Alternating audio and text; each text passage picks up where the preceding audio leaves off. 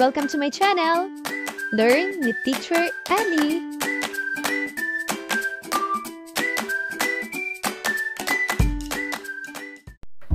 Grade 2, Enhanced K-12 Curriculum, Quarter 1, Good Manners and Right Conduct, Week 8, Day 1. Mga layunin. Pagkatapos ng aralin, ang mga mag-aaral ay inaasahang nakakikilala ng mga tungkulin ng batang Pilipino sa pamayanan. At tukoy na ang mga sariling tungkulin ng batang Pilipino sa pamayanan ay makatutulong upang hubugin ang pagmamahal sa kanyang bayan na naipakikita ang pagiging masunurin. Mga bata, naaalala nyo pa ba ang ating superhero? Sino nga sila? Tama! Sila sina Super 2. Sa huling linggo ng ating aralin, halina't lumipad muna pabalik sa ating mga nagdaang aralin at muling balikan ang inyong mga karapatan bilang bata. Tulungan natin silang hanapin ang mga kahon na nagpapahayag sa inyong mga karapatan bilang bata. Isulat sa iyong sagutang papel ang mga pangungusap na nagpapahayag ng iyong mga karapatan bilang bata.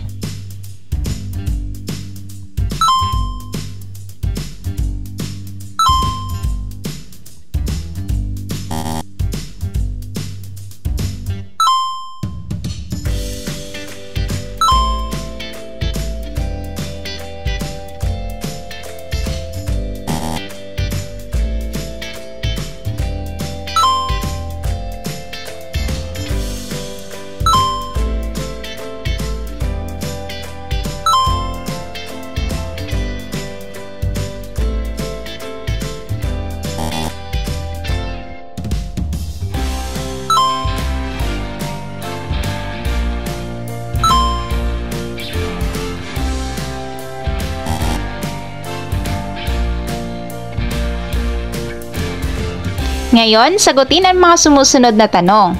Una, ano-ano ang karapatan ninyo bilang bata na nakasaad sa mga kahon? Pangalawa, mahalaga ba bilang isang bata sa ikalawang baitang ay alam na ninyo ang inyong mga karapatan? Bakit? At bilang isang bata, paano ninyo mapangangalagaan ang inyong mga karapatan?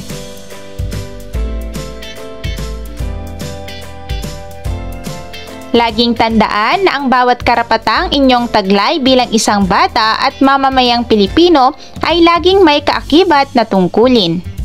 Sa araling ito, inaasahan na kayo ay nakakikilala ng mga tungkulin ng batang Pilipino sa pamayanan at nakatutukoy na ang mga sariling tungkulin ng batang Pilipino sa pamayanan ay makatutulong upang hubugin ang pagmamahal sa kanyang bayan at naipakikita ang pagiging masunurin. Ngayon ay ating tukuyin ang mga kahulugan ng mga salitang ating gagamitin sa ating aralin. Basahin natin ang mga kahulugan ng bawat salita. Karapatan. Ito ay tumutukoy sa mga pribilehiyo, kalayaan at proteksyon na kinikilala at ipinagkakaloob sa isang individual o grupo ng mga tao sa ilalim ng batas o sa isang lipunan. Ang tungkulin naman ay tumutukoy sa mga gawain na kailangang gampanan ng isang tao ayon sa inaasahan ng lipunan. Pamayanan. Ito naman ay tumutukoy sa isang lugar kung saan ang grupo ng mga tao ay magkakasamang naninirahan, nagtutulungan at nagkakaisa sa kultura, interes, layunin at iba't ibang aspeto ng buhay. Bayan. Ito naman ay tumutukoy sa pisikal na lugar.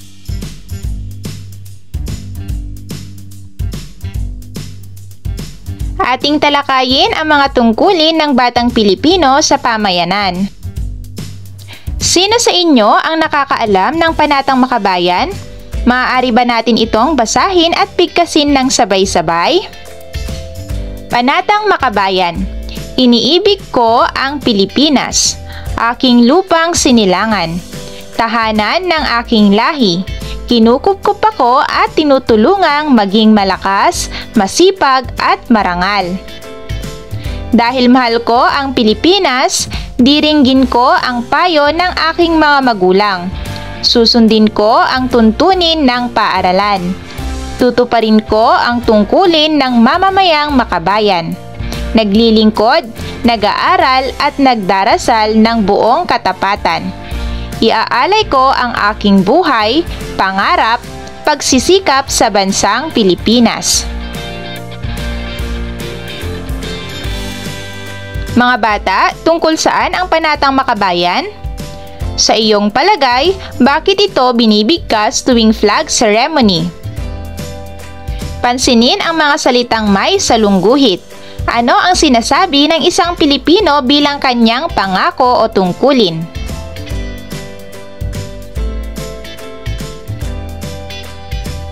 Ang bawat tao, kahit ito ay bata pang katulad ninyo na nasa ikalawang baitang pa lamang, ay mayroon ng tungkulin sa sarili, sa kapwa at sa pamayanan. Tungkulin natin na sumunod sa ating mga magulang, tuparin ang mga itinakda ng batas, gumalang sa mga may kapangyarihan, at pagkikipagtulungan sa pamahalaan at gumalang sa karapatan ng iba.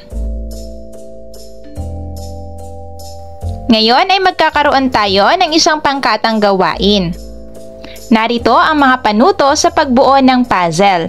Bawat pangkat ay bubuo ng isang puzzle ng mga laruan na nagpapakita ng tungkulin ng bawat batang Pilipino sa kanyang pamayanan. Ipaliliwanag ng bawat pangkat ang kanilang mga larawang nabuo at magbabahagi ng sariling karanasan na hango sa larawan.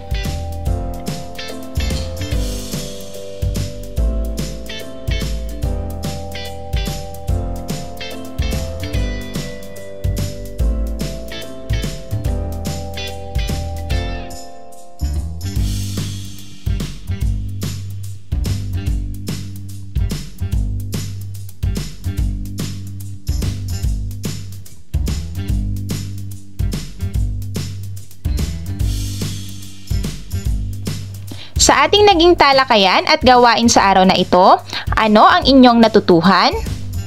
Maaari ba kayong magbigay ng mga halimbawa ng mga tungkulin ng batang kagaya ninyo sa inyong pamayanan? Mahalaga ba na inyong nakikilala ang inyong mga tungkulin bilang bata sa inyong pamayanan?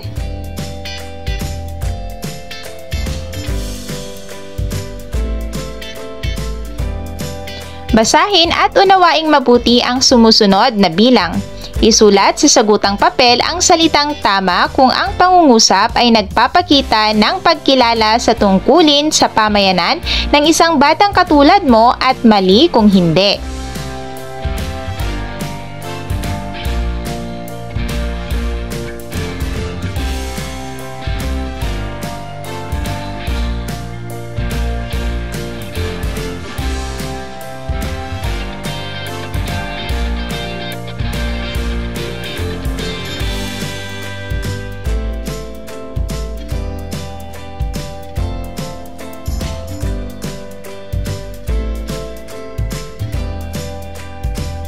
Gamit ang isang buong papel ay gumuhit ng isang larawan na nagpapakita ng iyong magagawang pagtulong bilang isang batang Pilipino. Ngayon, sagutin ang mga sumusunod na mga tanong. Ano ang iyong iginuhit na larawan? Sa iyong palagay, mahalaga ba na ito ay dapat palagi ang gawain? Bakit?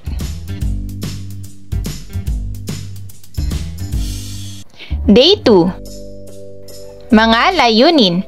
Pagkatapos ng aralin, ang mga mag-aaral ay inaasahang naiisa-isa ang mga tungkulin ng batang Pilipino sa pamayanang kanyang kinabibilangan at naipapahayag na ang mga sariling tungkulin ng batang Pilipino sa pamayanan ay makatutulong upang hubugin ang pagmamahal sa kanyang bayan na naipakikita ang pagiging masunurin.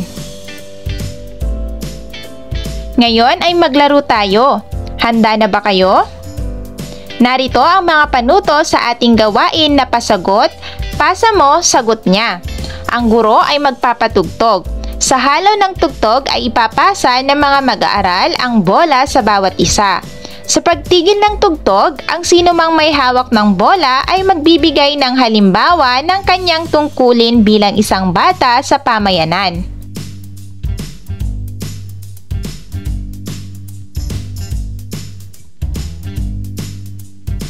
Sa araling ito, inaasahan na kayo ay nakapag-iisa-isa ng mga tungkulin ng batang Pilipino sa pamayanang kanyang kinabibilangan at nakapagpapahayag ng mga sariling tungkulin ng batang Pilipino sa pamayanan na makatutulong upang hubugin ang pagmamahal sa kanyang bayan at naipakikita ang pagiging masunurin.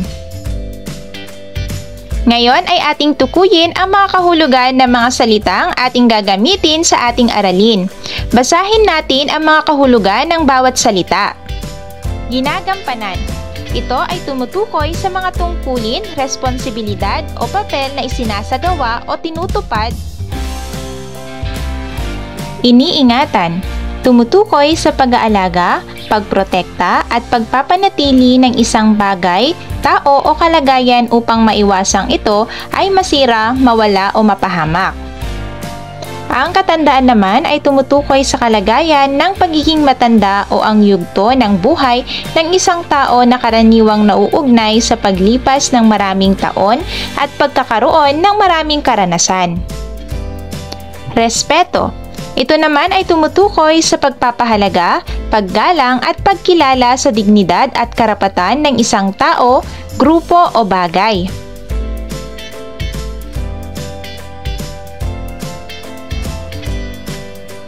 Ating talakayin ang mga tungkulin ng batang Pilipino sa pamayanan. Ngayon ay tumula tayo. Handa na ba kayo? Ako sa aking pamayanan. Bilang isang bata sa pamayanan, aking tungkuli sa bahay sinisimulan. Pagwawalis ng bakuran, aking ginagampanan. Kalinisan, aking laging pinangungunahan. Sa paaralan, aking iniingatan. Gamit at aklat, pinangangalagaan. Sumusunod sa guro at alituntunin upang higit ang kapakinabangan. Ako'y magalang sa pamayanan. Po at opo pagbati sa katandaan. Basura'y itinatapon sa tamang lagayan para masiguro tunay na kalinisan.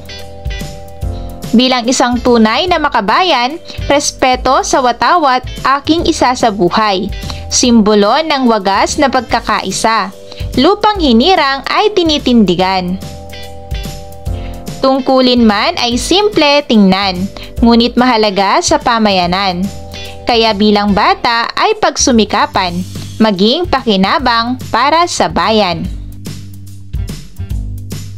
Ngayon bilang isang bata, saan-saan kayo mayroong mga tungkulin? Ano-ano ang inyong tungkulin sa pamayanan ayon sa inyong binasang tula? At sa inyong palagay, mahalaga ba na ito ay inyong nalalaman? Bakit?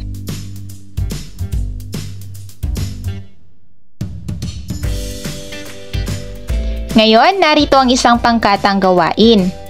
Narito ang mga panuto. Bigyang buhay ang mga bulaklak. Isulat sa bawat talulot nito ang ideyang hinihingi. Tumawag ng mag-aaral na magbabahagi ng kanyang sagot sa klase. Gamitin ang pamantayan sa pagmamarka ng gawain.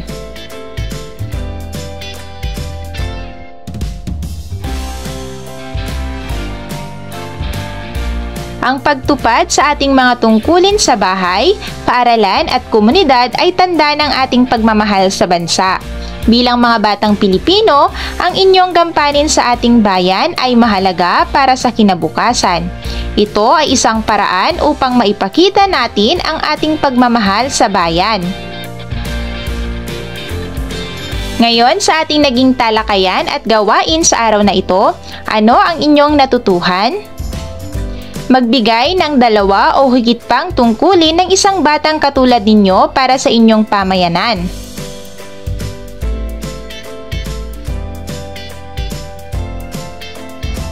Sa itaas na parte ng sagutang papel, isulat ang tahanan, paaralan at komunidad na nakahanay. Isulat sa ibaba ng tamang hanay kung saan nabibilang ang mga tungkuling nakasaad sa ibaba. Maaaring maulit ang mga pangungusap sa ibang hanay.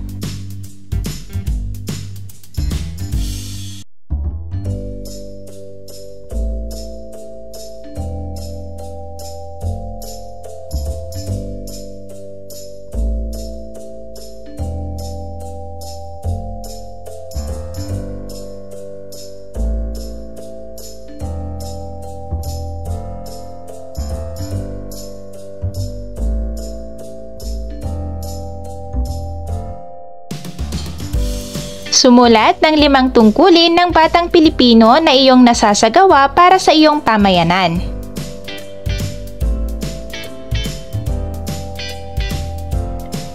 Day 3. Mga layunin.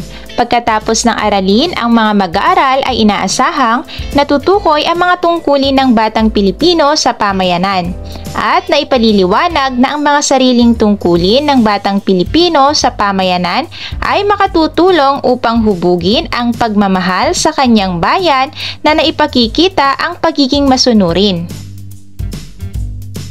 Ngayon ay maglaro tayo. Handa na ba kayo? Narito ang mga panuto. Ang lahat ay tumayo. Tumalon ka kung ang babanggiting tungkulin ay kaya mong gawin bilang bata sa ikalawang baitang at kumendeng naman kung hindi.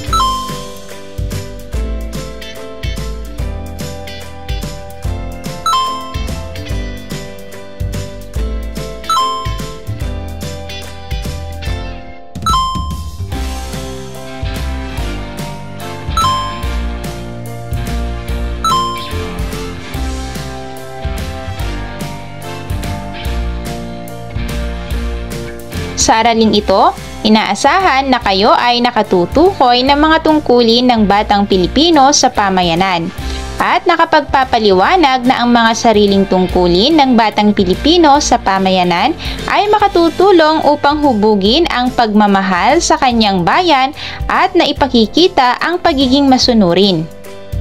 Ngayon ay ating tukuyin ang mga kahulugan ng mga salitang ating gagamitin sa ating aralin. Basahin natin ang mga kahulugan ng bawat isa. Pagmamalasakit. Tumutukoy sa pagpapakita ng malasakit, pag-aalaga at taus-pusong pagdamay sa kapwa. Regulasyon. Tumutukoy sa mga alituntunin o patakaran na itinatakda ng isang otoridad upang gabayan, kontrolin o pamahalaan ang mga gawain o asal ng mga tao, organisasyon o institusyon. Komunidad. Tumutukoy sa isang grupo ng mga tao na naninirahan sa isang tiyak na lugar at mayroong magkakatulad na interes, kultura at mga gawain. Ating talakayin ang mga tungkulin ng batang Pilipino sa pamayanan. Ngayon ay magkakaroon tayo ng isang pangkatang pagbasa. Handa na ba kayo? Narito ang mga panuto. Hahatiin ko kayo sa 3 pangkat. Bawat pangkat ay sabay-sabay magbabasa ng talata na bahagi ng maikling kwentong ating tatalakayin. Pangungunahan ko ang pagbasa. Matapos ay susundan ng unang pangkat para sa ikalawang talata, ang ikalawang pangkat naman ay para sa ikatlong talata, at ang ika-4 na pangkat ay sa panghuling talata. Ang batang Pilipino, masunurin at responsable. Isang araw, may isang batang Pilipino na nagngangalang Juan. Si Juan ay isang mabait at masipag na bata. Siya ay naninirahan sa isang maliit ngunit masayang pamayanan sa Pilipinas.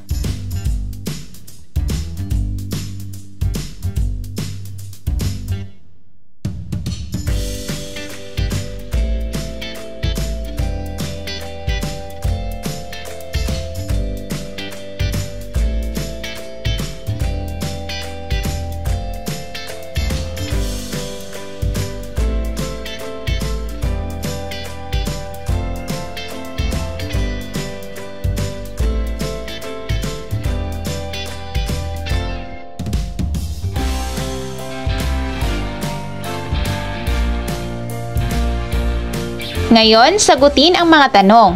Sino ang pangunahing tauhan sa kwentong binasa? Ano ang mga tungkulin ni Juan sa kanyang tahanan? Ano ang mga tungkulin ni Juan sa paaralan? Ano ang mga tungkulin ni Juan sa kanyang komunidad? Bakit mahalaga ang pagtupad sa mga tungkulin bilang isang batang Pilipino sa pamayanan?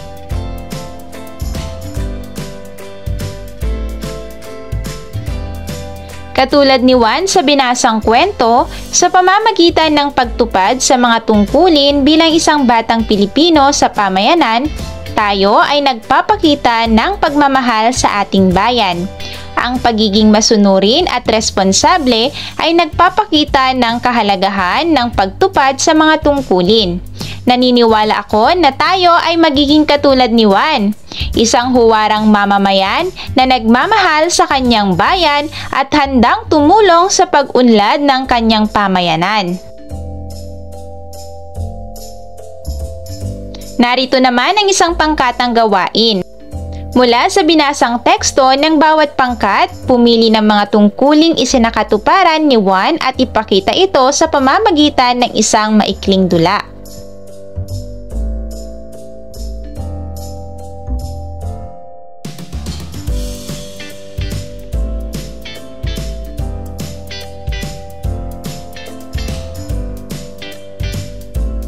Dapat tandaan ng bawat batang Pilipino na ang pagtupad sa mga tungkulin sa tahanan, paaralan at komunidad ay nagpapakita ng pagmamahal sa ating bayan.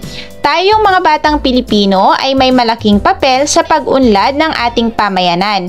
Kaya't maging masunurin tayo at ipakita ang ating pagmamahal sa ating bayan sa pamamagitan ng pagtupad sa ating mga tungkulin bilang mga batang Pilipino.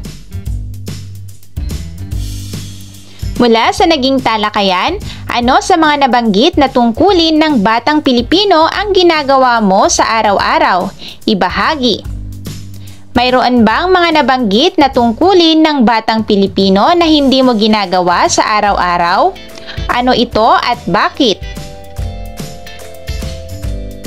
At bilang isang batang Pilipino, ano ang tungkulin na kaya mong maipangako na gagawin mula ngayong araw na ito?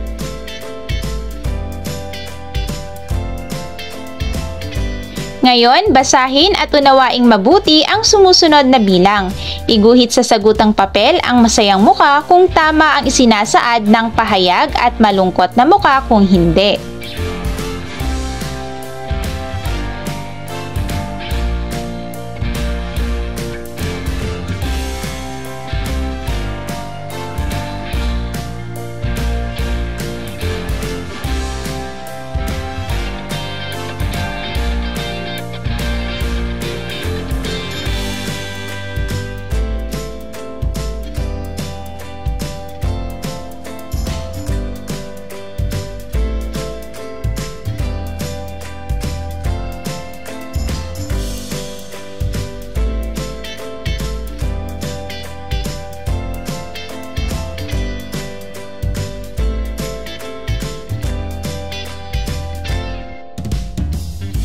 Basahin ang mga sitwasyon.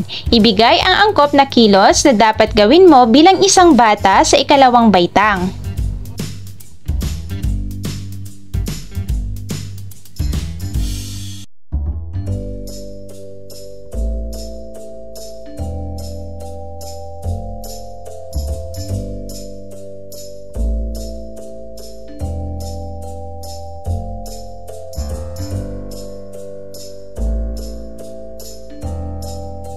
Day 4. Pagkatapos ng aralin, ang mga mag-aaral ay inaasahang nakakikilala ng mga tungkulin sa pamayanan ng batang Pilipino sa iba't ibang sitwasyon.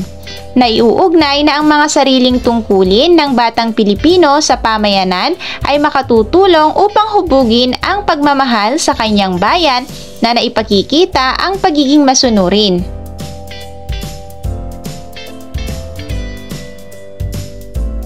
Hanapin sa Hanay B ang angkop na kaugnay na tungkulin ng mga salita o parirala na nasa Hanay A. Pagtambalin ito sa pamamagitan ng pagsulat ng tamang titik sa sagutang papel.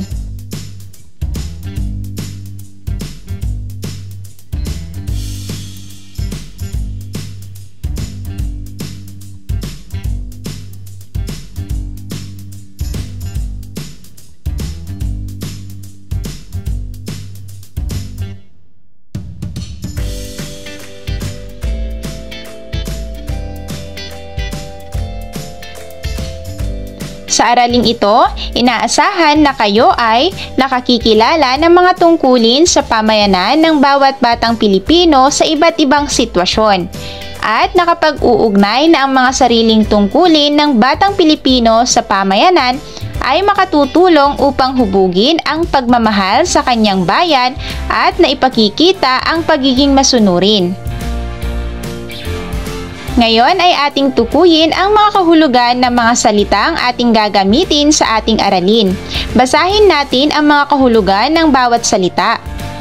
Tahanan, tumutukoy sa lugar kung saan naninirahan at nakakaramdam ng pagmamahal. Isukli, ito naman ay tumutukoy sa pagbabalik o pagganti ng isang bagay bilang tugon o kapalit sa ibinigay o natanggap. Patakaran, ito naman ay tumutukoy sa mga alituntunin, prinsipyo o moral na gabay na sinusunod ng bawat individual para sa kaayusan at kaligtasan ng lahat. Makamtan, ito naman ay tumutukoy sa pagkuha o pag-abot ng layunin, pangarap o anumang bagay na minimithi. Panindigan, tumutukoy sa pagtindig o hindi pagpapatinag sa mga prinsipyo, paniniwala, kilos o anumang bagay na pinanghahawakan o pinaniniwalaan.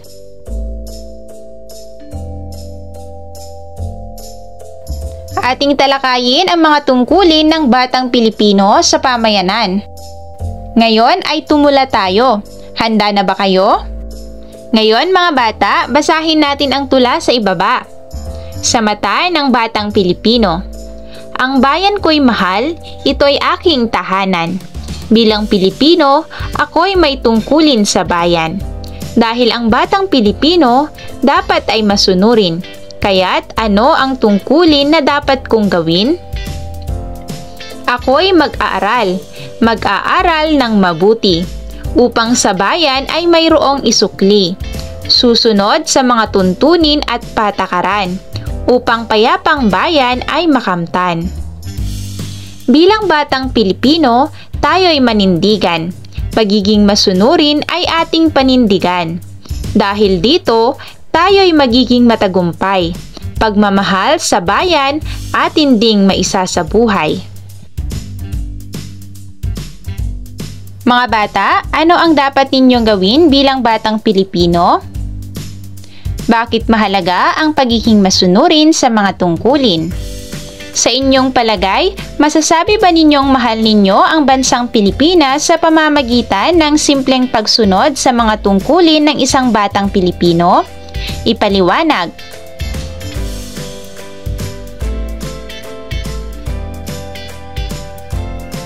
Narito ang isang pangkatang gawain. Mga panuto. Gamit ang mga inihandang kagamitan ng guro, magkakaroon ng pangkatan. Kinakailangan na mabuo ang comics strip sa pamamagitan ng pagdikit-dikit ng mga dialogo na akma sa bawat sitwasyong ibinigay ng guro.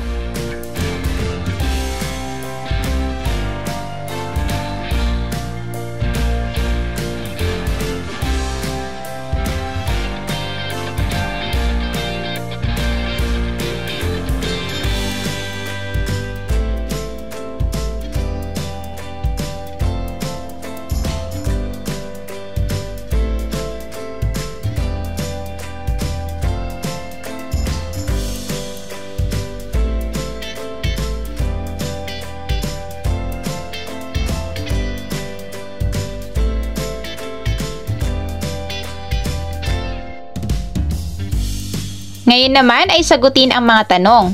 Mula sa unang araw ng pagtalakay natin sa araling ito hanggang sa ngayong araw na ito, ano ang tumatak sa inyong isipan kaugnay ng mga tungkulin ng isang batang Pilipino? Bakit mahalagang magampanan ninyo ang inyong mga tungkulin bilang isang batang Pilipino? Ipaliwanag. At paano nahuhubog ang pagmamahal ninyo sa bayan sa pamamagitan lamang ng pagiging masunurin sa inyong mga tungkulin? Pangatwiranan.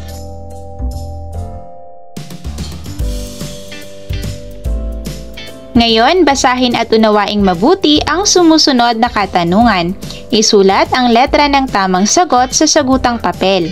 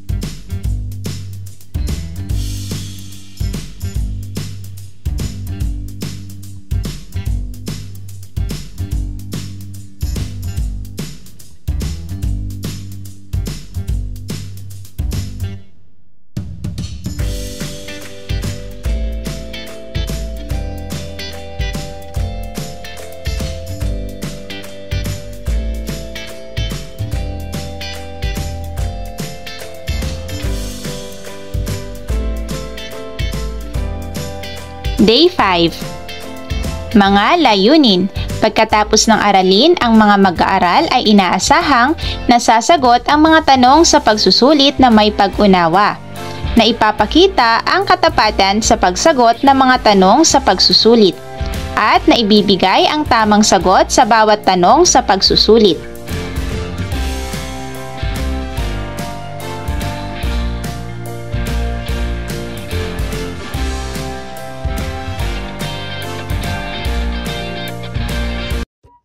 Thank you for watching! Also, don't forget to like, share, subscribe, and click the notification bell for you to be updated on our latest videos. See you on our next lesson. Goodbye!